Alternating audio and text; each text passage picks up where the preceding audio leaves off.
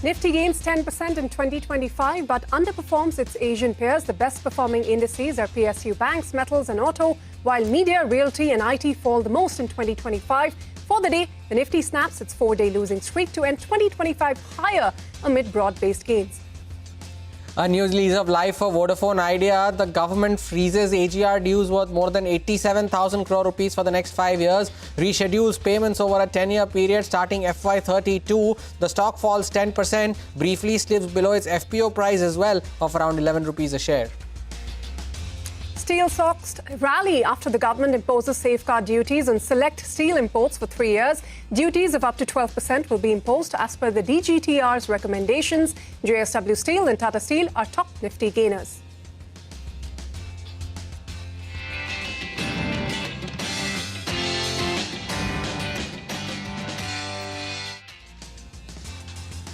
Hello and welcome to the last Markets Forward of 2025, your go-to show where we aim to get you all of the key data points to gear up for the next trading day. I'm Ritu Singh and with me is my colleague Hormaz Fadakia. Hormaz, not a bad end to what has been a bit of a mediocre year. Markets closing about 200 points up on the Nifty, 545 points up on the Sensex. So, investors must think perhaps in the last year of the year, the portfolio is feeling a bit better after, such a terrible few sessions we saw in the past couple of weeks. Indeed, I loved the emphasis on the last market forward, though, Ritu, of the year. And you'd still take a 10% gain considering the volatility, the uncertainty, the tariffs, all of it that we have encountered all through the year. The Nifty, a 10th straight year of positive returns. Of course, the mid-cap index also, but the small-cap index ending with losses this time around. So this is what the market has been this year. Of course, we'll talk about it in greater detail. But for a 10% advance on the index, hitting a record high as well, briefly albeit, you take that in the kind of year we have had. Of course, we have not had the kind of performance that our other global market peers have had, but a 10% gain is a gain nonetheless, Ritu. Well, yes, it is. A 10% gain is something to talk about. But the last trading day for the year is done. And here's what we have lined up for you on the show today. We'll start with the top movers and shakers of the day with Vivek Iyer. We'll also put the spotlight on how the stock markets fared in 2025, decode the government's AGR relief for Vodafone and Idea, and tell you why steel stocks rallied in trade. That's not all. Warren Buffett's last day at the helm of Berkshire Hathaway, bringing an end to a legendary 60-year career. We'll bring you a recap of the iconic investor's journey and succession strategy ahead. And on to our first segment of the day. Vivek is here and he'll tell us about the top movers and shakers of the day today. Vivek, over to you. Well, that's right. December 31st, what moved the market is something that we're looking at. The metal pack, whole of December, we've been speaking about how this particular space has been doing very well today. Another session after the imposition of the protection as far as the domestic steel industry is concerned. All of the metal stocks did very well, sale high by over 4%. The entire NBSC pack, after the kind of move that we saw across Shriram Fin, most of these stocks also started off the December series on a very positive note. Names like Shriram, REC, REDA, PFC, all of the names did very well in the session. Out of the FNO from the January series, but HFCL took that as a positive cue. The stock ended higher as one of the top gainers as far as the NSE 500 was concerned. HFCL is the name that we are discussing. NCC, again, another name that actually came out of the FNO segment, but this particular name too today on very good cash volumes went higher by over 3.5%. And Zydus Wellness, one particular stock that moved higher on the back of a positive brokerage note from Motilal Oswal, over 7% higher. Quite a few laggards as well. Policy Bazaar yesterday too was a laggard. Today again, further selling pressure seen on the back of the kind of commissioning cuts that the street is worrying about. Hindustan Zinc profit booking seen across most of the names that have exposure to silver. So Hindustan Zinc fell. You also saw Navin Fluorine down, one of the top laggards. Bajaj Finance, one of the top laggards as far as the FNO space was concerned, recovered quite a lot in the last hour of the session. And IDA as well as Indus Tower, both of these names were extremely volatile on the back of the AGR relief news flow that came about. IDA ended lower by almost 10% today.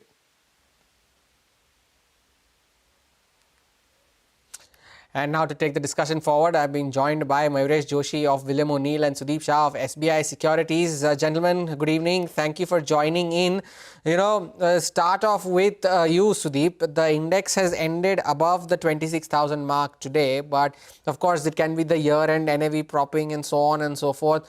Where do you see the index going in the January series? Because history has not been very kind to the index in the January series. So your call on the Nifty for the Jan series for now. Good evening, Ormas. First of all, one thing is that we have ended the year absolutely with a bang. Whatever may be the reason, whether it is NAV propping or whether it is buying from lower levels after a tight 2 months range-bound trading that we have seen in Nifty. So if we see the history, November and December generally have been very good months for the markets, and January has been on the weaker side. But this time around, November and December were not that great for the market. So I am just with just some kind of a hope that might be the history might not repeat in January. And there are reasons to do so. We'll have budget on the 1st of February. So before that, there are a lot of expectations and a lot of statements regarding that, which will keep the market vibrant and lively.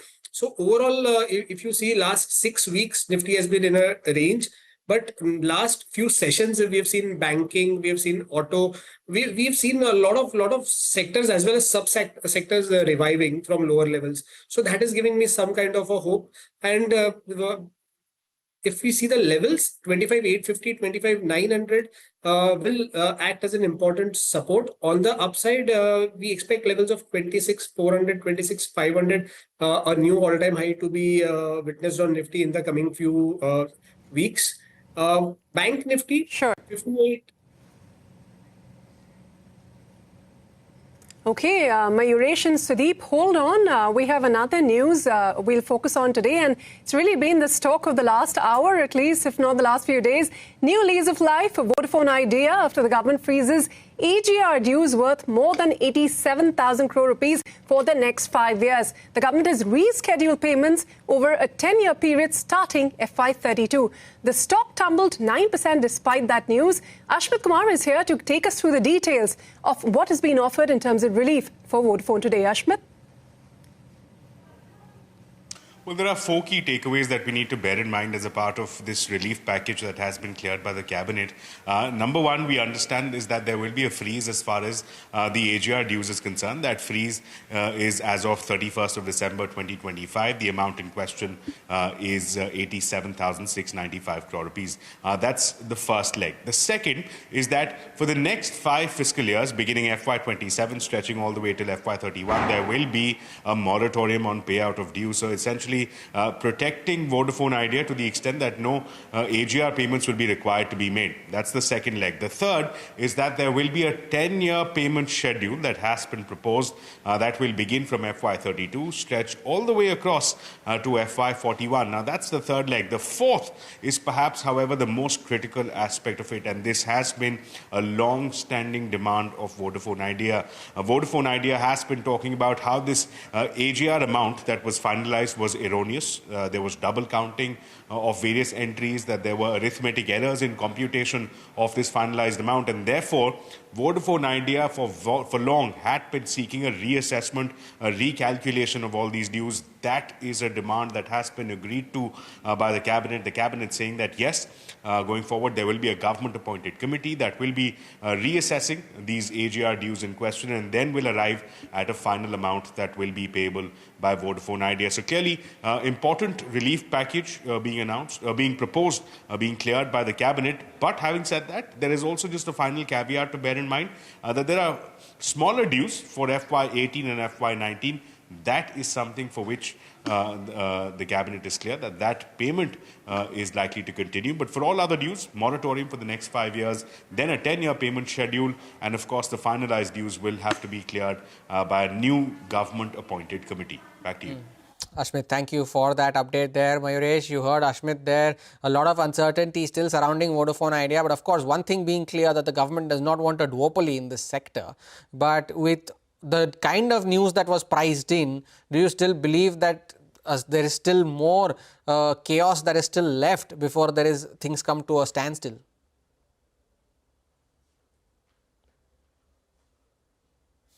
Afternoon, Ormas. First of all, season's greetings to you, Ritu, Sudeep, and the entire team at CNBC-TV18. No, again, I think as Ashwin mentioned, I think it is a relief of sorts for Vodafone Idea because the kind of hit they would have taken in terms of the spectrum payments and the debt repayment itself over the next few years would have already hurt a very weakened P&L and balance sheet. Having said that, I think the core element now remains in terms of balance sheet and P&L repair. They're operating out of few circles for months. The other problematic area is that they need to have that accelerated capex done as far as the 5G ecosystem is concerned, where Jio, Airtel and its competitors are probably moving on to even the 6G ecosystem as we speak. And therefore, I think having excessive capex is not there on the books, at least at this juncture. ARPU increases have played their part. They still will play their part, but I think a large part of that will still go into a large part of debt servicing, debt repair. And as Ashwin mentioned, I think some news of 18-19 still there, which probably means that some balance sheet pain still exists. So I think let's wait for more clarity to come on this one. Largely till that point of time, I think Jio and Airtel will still probably continue to rule as far as the telecom sector is concerned. Perhaps we'll hear more through the day, and that's an important one to update. But Sudeep, the other sector that's sort of been in focus has been the metal space. Steel stocks in particular today on the back of that safeguard duty being announced for, now we have clarity for 3 years that the 12.5 will taper down to 11, but it stays for 3 years. Your view on the sector and some of the outperformers you see there? So, see, Nifty Metal has given a breakout, and post that breakout, we have seen a sustained up move in the last several months now. This is the news that has come yesterday, but prior to that also a lot of news flow with respect to the lower dollar index and the metal prices soaring high in the last several months. So this sector has been in limelight, and we feel that this could continue because the dollar index, we expect it to further weaken closer to 96.5, 97 levels. So that could give an additional fillip to Nifty Metal Index, and specifically in specific, if you see Jindal Steel, JSW Steel, Tata Steel, SAIL, all these four stocks we feel could be the top performers, because now Nalco, Hindalco, they have already run up a lot. So risk reward there is a bit dicey. So the other four names that I have just mentioned now offers an attractive risk reward from the current price points. Indeed, the steel sector being the focal point of the day before Vodafone Idea took over in the second half. But let's hear out from Sudarshan with more details about the safeguard duty and how does it impact all of these steel companies. Sudarshan. So long-awaited announcement has finally come. If you remember, in the month of April 2025, DGTR, that is Director General of Trade Remedies, had announced temporary safeguard duty, and that was applicable for 200 days, and it expired in the early part of November. Now government has come out and extended that safeguard duty for the next 3 years. So in the first year from that would be applicable April 21, 2025 to April 21, 2026. And for that, duty is 12%. For the second year, duty comes down to 11.5%. And for the third year, duty will be 11%. Remember, this is done to safeguard the domestic industry, which was feeling the pain from the imports that were coming in from countries like China and Vietnam. And to protect that, to protect the domestic industry, government has announced this safeguard duty for 3 years. This was a long-awaited demand from the industry, and that is being taken very positively. You can see top Nifty gainers, JSW Steel up almost 5%, Tata Steel up. Even in the mid-cap space, if you see JSP, Jindal Stainless, Kalyani Steels, all the whole set of names are trading with healthy gains on the back of this announcement. And because of the reason is it's being taken positively. It was a long-pending demand of the industry. All the stocks gaining anywhere between 3 and 4-5%. So Darshan, stay with us. So auto stocks were also gaining ahead of the auto sales numbers for December that we're going to get tomorrow. Is it expected to be a good figure for these companies, Sudarshan? So highway run for the auto segment started in the month of September, may continue even the month of December, and all these auto companies are likely to end 2025 on a very high note. We are expecting a strong set of numbers across the segment. All the companies are expected to report a double-digit growth as far as wholesales are concerned. If we talk about the commercial vehicle, that's basically being aided by or supported by rising freight rates, and as far as passenger vehicle and two-wheelers are concerned, the higher conversion that we had started seeing post GST rate cut is likely continuing even in the month of December. Even the ongoing wedding season is aiding to the demand. So now talking about the sector wise, two-wheeler is expected to see a growth of 30%, passenger vehicle is expected to see a growth of 22%, commercial vehicle growth maybe 12%, and even tractor segment is expected to see a growth of 18%. These expectations are from Nomura. If you talk about the company-wise in two-wheeler segment, all the companies are expected to report a double-digit growth, with Bajaj Auto's growth rising by 15%, Hero Moto 26%, TVS Motor 23%, and Royal Enfield 2 may see a growth of more than 20%. Coming to the passenger vehicle segment, again here also double-digit growth, with Maruti seeing a growth of 19%, Hyundai may see a growth of 14%, even Tata Motors passenger vehicle may see a growth in the double digit, and that can be 17%, and M&M Auto continues to outperform and their growth can be up to 22%. Talking about the commercial vehicle segment, Tata Motors commercial vehicle may see a growth of 14%, Ashok Leyland growth may come at 17%, and in the tractor segment, Mahindra & Mahindra tractor may see a growth of 15%. So all in all, it's a double-digit growth across the sector, and strong month, basically strong December, we are expecting from auto companies. Strong December expected indeed. Mayuresh, PVs, CVs, tractors, two-wheelers, where do your preferences lie within the auto space? I think a mix of all, all of us, to be honest. And we continue holding stocks like an Eicher, a Hyundai, a TVS Motor, a Hero MotoCorp, and ancillary to the tractor plays a VST tiller in our portfolio. So our sense is, as Sudarshan mentioned, strong numbers will continue for the OEM universe. There are more launches expected over the next few months. And therefore, I think the double-digit volume growth that most automakers are probably expecting, with input cost remaining benign, better margins would reflect better on profitability. So the rating rankings that we see in markets with India seem to favor the sector as a whole. So we continue remaining bullish on this one and holding these stocks as a clear discipline. All right. On that note, Mayuresh and Sudeep, both of you, thank you for joining us today and wish you both a fantastic 2026. And we hope to speak to you again soon. Okay, on that note, we're going to slip into a short break. But up next, it's Warren Buffett's last day at the helm of Berkshire Hathaway, bringing an end to a legendary 60-year-long career. We'll recap the iconic investor's journey and succession strategy when we return on the other side. Stay tuned.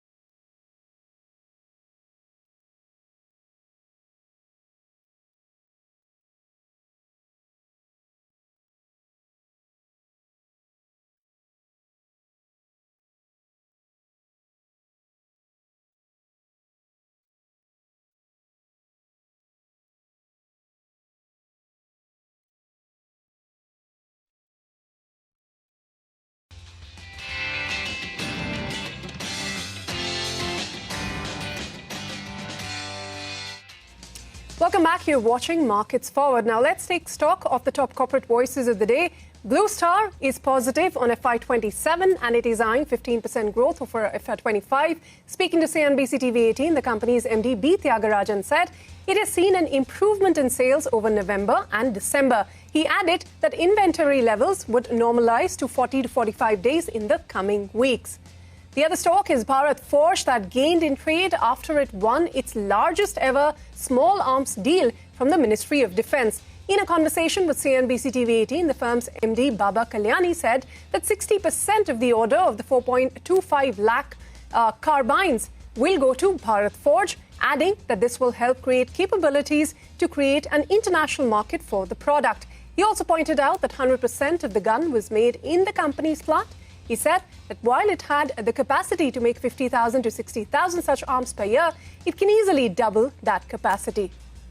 But today marks the last day of Warren Buffett as the CEO of Berkshire Hathaway. This will end a career that spanned 6 decades, from him being known as the Oracle of Omaha to his bets being widely publicized, quotes quoted by every market participant. Hormaz has walked across to the wall to take us through that journey. Hey, today being the last day of the year, of course, but it holds special significance for Warren Buffett as well and for Berkshire Hathaway. Today being his last day as the CEO to end a career that has spanned over 6 decades. And almost everybody now knows as to why Warren Buffett bet on Berkshire Hathaway, because it was trading below its working capital value at that time. But today, that investment has created a conglomerate that spans across insurance, infrastructure, railways, energy, consumer and industrial brands, and of course the much talked about investment portfolio. The price is what he paid, the value is what stands today 6 decades later. Today, to buy one Class A share of Berkshire Hathaway, you need to shell out $750,000. Yes, that's Buffett and his principle of a long-term compounding for you. A $1,000 investment 60 years ago would today be worth $45 million. That someone is definitely sitting in the shade today because someone planted a tree a long time ago. Now, Buffett leaves Berkshire Hathaway with a massive cash pile, literally massive, because it is $382 billion. That's more than the GDP of 152 countries on this planet. And just as all good things come to an end, Buffett's stint has ended. But the next question is, who is next? Who takes over? Meet Greg Abel, the 63-year-old Canadian who takes over the reins of this widespread conglomerate starting tomorrow. And Abel's presence is already being felt in Berkshire circles, because as recently as November this year, Berkshire disclosed a $4.5 billion stake in Google's parent Alphabet, sending Wall Street into speculation mode, as this could not have been Buffett's decision alone, considering his prior anti-tech stance. Now, he always has called Apple still his biggest bet, a consumer services company. But there is still a lot that Abel still has to conquer. First up, to win the trust of his investors and the shareholders. Although the board has wholly backed him, the shareholder trust would be paramount. Next up, hunt for bets to deploy Berkshire's cash pile. That Alphabet stake buy might just be the start of that as well. Now, a major reason why Buffett picked Abel was his trust that he will continue the culture at Berkshire. And unlike Buffett's showman like era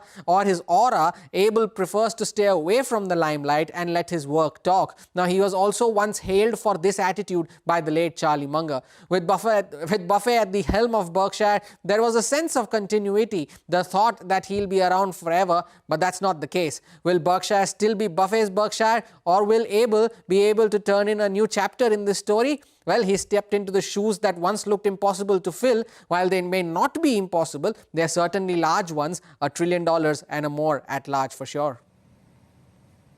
Well, Hormaz, he's out of the corner office, but definitely not out of the conversation. And we'll end this show with that powerful quote that is often repeated when we talk about Warren Buffett, that, you know, in markets, it's not about speed, it's not about leverage, it's always been about discipline. On that note, we're going to wrap up this edition of Markets Forward. We will be back with more news and updates on the other side, so stay tuned.